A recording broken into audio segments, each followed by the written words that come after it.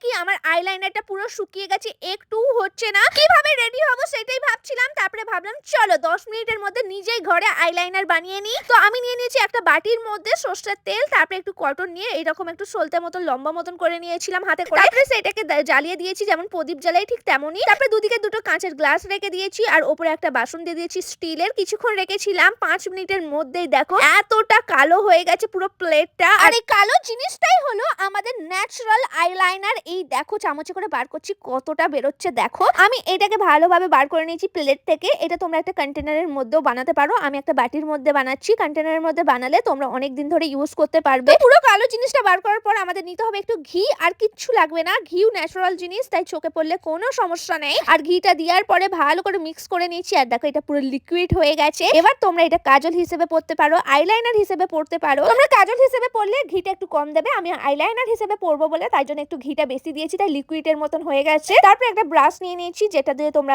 Eyeliner পরো তেমন কোনো একটা ব্রাশ নিয়ে নেবে। তারপরে এইটাকে দাও চোখের মধ্যে, আর কত সুন্দর হবে পুরো কালো একটা আইলাইনার। এত সুন্দর দেখতে হবে তোমরা নিজেরাও বিশ্বাস করতে পারবে না তোমরা এটা বাড়িতে বানিয়েছো। তো তোমরাও একবার বাড়িতে ট্রাই করো।